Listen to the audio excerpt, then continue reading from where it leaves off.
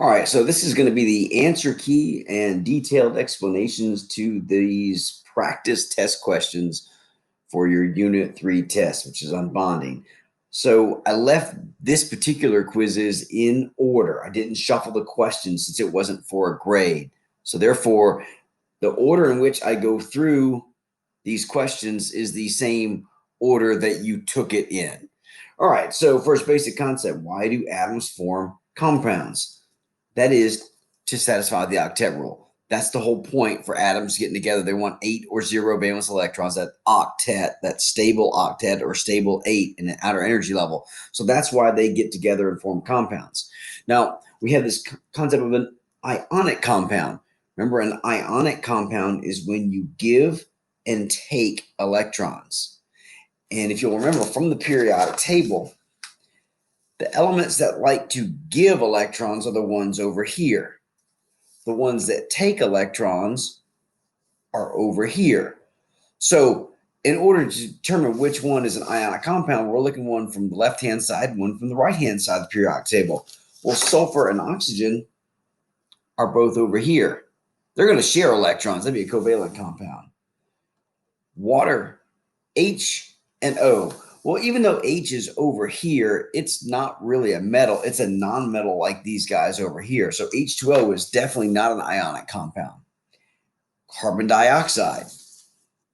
We got carbon over here and oxygen over here. They're going to be another sharing type of bond. Calcium bromide must be an ionic compound because we've got calcium way over here that wants to give electrons and bromine over here that wants to take electrons. So therefore, calcium bromide is the one that's an ionic compound. So what's the charge of an ion in group 13?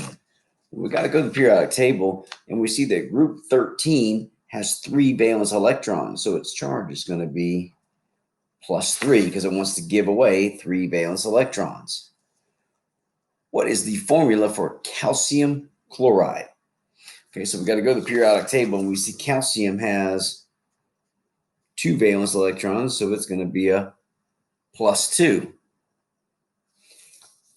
Chlorine is over here and has 7 valence electrons, so its charge is going to be -1. So to write the formula, right, calcium's a +2, chlorine's a -1, drop and cross, CaCl2 is the correct formula for calcium chloride. Now this one's named here a little bit different, bromine monofluoride. We see these prefixes here, which means it's 2 elements that are sharing electrons. It's a covalent compound.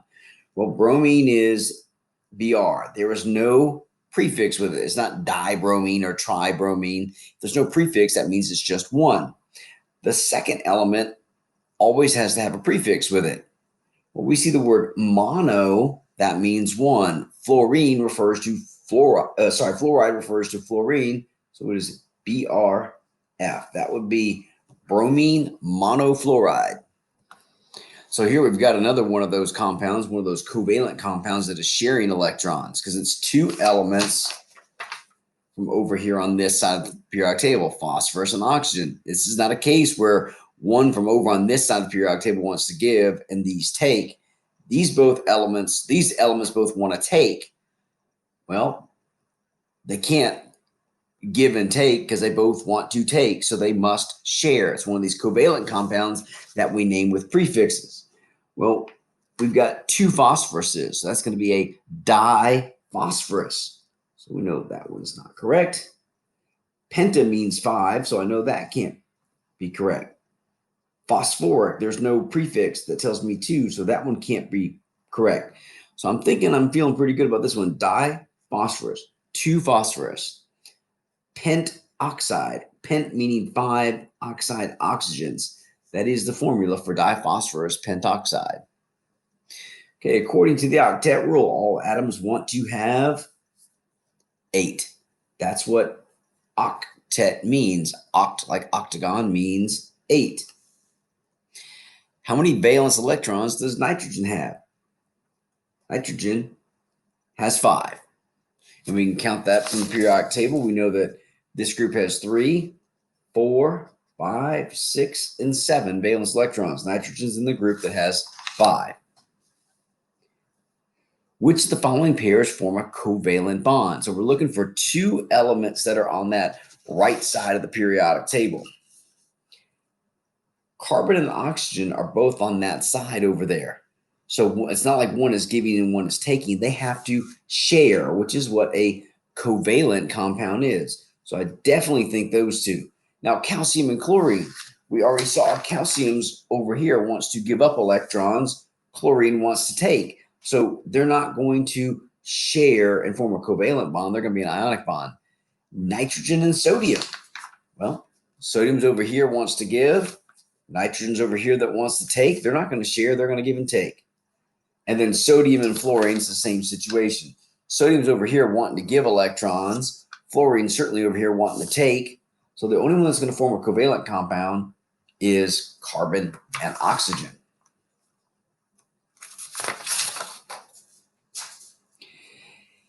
A covalent bond, we just said it, is formed between atoms by sharing, as opposed to giving and taking electrons. I don't know why. It looks like there was a typo here. I don't know why this says B and D, the sharing of a pair of electrons, the sharing of a pair of electrons. Sorry, I didn't catch that. It looks like a duplicate for some reason. I'm not sure why. But the important point is the concept, and that is that you recognize that a covalent bond is the sharing of electrons as opposed to giving and taking. The name of this compound, you say the name of the first one, aluminum. What's that? They all have aluminum. This is bromine. But we know when we have an ionic compound, you say the name of the first element and change the ending of the second one to IDE. So it'll be aluminum bromide. This one doesn't have an IDE on it. We don't use the prefix tri here because this is not a covalent compound. This is a giving and taking situation. It's an ionic compound. And boride would be boron, not even bromine. So it's aluminum bromide. What is the bond that forms when electrons are transferred from one to another? That is by definition an ion, because once you transfer an electron, you now have a charge. You're an ion. And then you stick to the oppositely charged ion. It's an ionic bond. Is this the correct dot diagram for oxygen? The answer is no. There are only 4 electrons here, 4 valence electrons. If we go to periodic, we know that oxygen has 6. So to be correct, you'd have to show something like that, an O with 6 electrons around it, 6 valence electrons. This is the correct dot diagram for sodium. If we go to sodium, sodium's in group 1. We know it has 1 valence electron, so it's going to have 1 dot. That's true. That is the dot diagram for sodium. What does the subscript? A subscript is a number down the bottom. What does this number 2 mean? Well, that number 2 is associated with hydrogen. It means there's 2 hydrogens in this compound. 2 molecules of the compound? No. We already said it's hydrogen, not oxygen. It's 2 atoms of hydrogen for each 1 atom and 4 sulfurs. The subscripts tell you how many of that individual atom there is. It's a tricky one here, something we didn't really spend a lot of time on, but it makes sense if we understand the valence electrons and how they come together and share pairs of electrons in covalent bonds. A lone pair, well, a pair is 2 electrons. A lone pair is a pair that is not shared between atoms.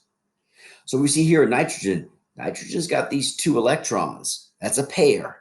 And that's a lone pair up there by itself that's not being shared with the hydrogen. So there is 1 pair or 1 lone pair of electrons. Now we've got a pair of electrons here and a pair of electrons here and a pair of electrons here, but they're not lone pairs because they're being shared between the nitrogen and the hydrogen. What is the name of this compound? Well, we say the name of the first one is magnesium. And then I got this thing here, this OH. That's one of those polyatomic ions. And you'll have your list to look at. You look it up and you find out that is the hydroxide ion. So the name of this is magnesium hydroxide. We don't say dihydroxide because it's not a sharing situation. This is an ionic compound. We only use those prefixes when it's two elements on the non-metal side of the periodic table. So we use the prefixes when we have compounds that are just these elements over here sharing. Magnesium's over here. So that means this is an ionic compound. We do not use prefixes. What's the formula for sodium nitrate? Well, sodium is Na. Nitrate is this polyatomic ion that I call NO3, or that is NO3. I look it up. That's a +1. That's a -1. Cross and drop. That's my formula. The name for this here, Pb is lead. S is sulfur. So this is going to be some lead sulfide. But lead's a tricky one.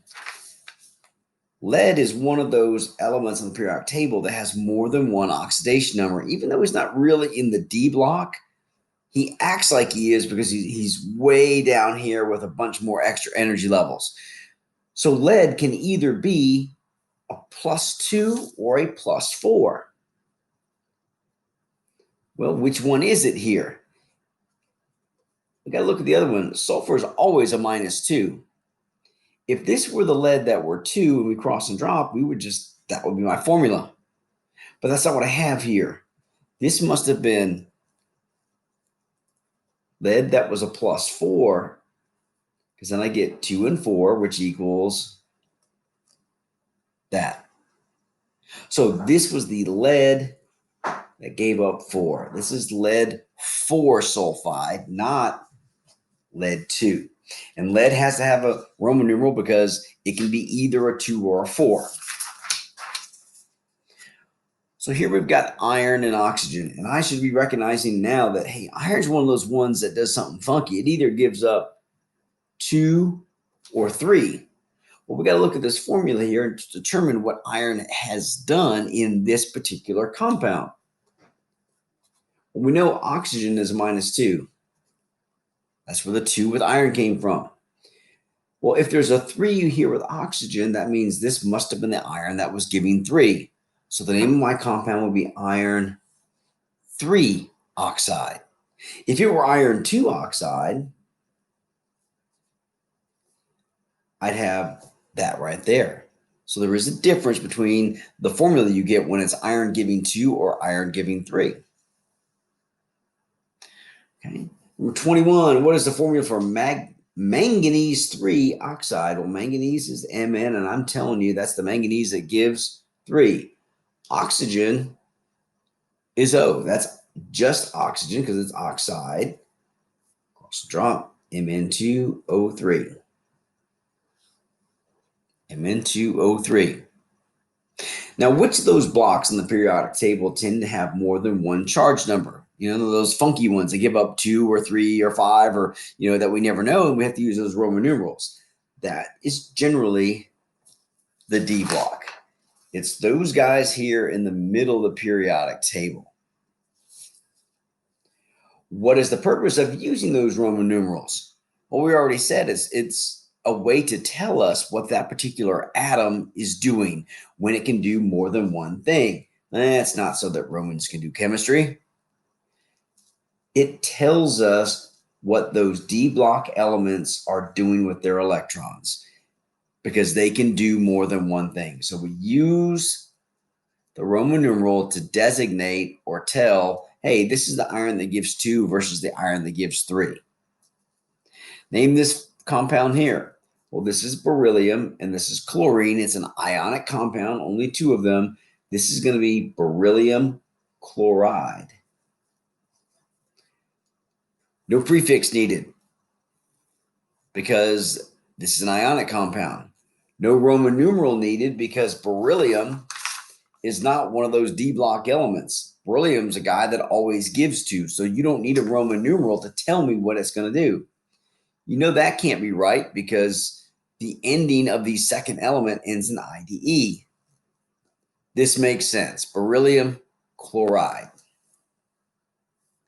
What is the name of the compound that we have right here? Na2SO4. Well, I know this is sodium. This is one of those polyatomic ions. This is the sulfate ion. There is a such thing as a sulfite ion. It's SO3.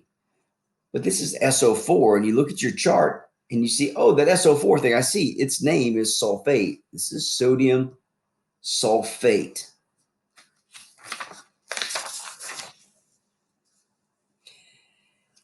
How do the following elements bond together? I got potassium that wants to give one and sulfur that wants to take two. So I go K plus 1, S minus 2, cross and drop. I get K2S. That's potassium sulfide. Now, the chemical formula for lead 4 nitrate, lead is Pb, and I'm telling you this time it's the lead that gives 4. Nitrate is NO3. It's one of those polyatomic ions. I'll look it up. Its charge is -1. Now we cross and drop. PbNO3 4. PbNO3 4. Find the mass number of 11.37 moles of barium oxide. Round to the nearest whole number. Okay, so this is our math problems, and you have examples on how to do this. 1 mole, BaO, is some number of grams of barium oxide. And what I have to do is I have to go to the periodic table and figure out, okay, well, barium's 137. So barium is 137. Oxygen is 16. So 137 plus 16, 3, 153. Moles will cancel out.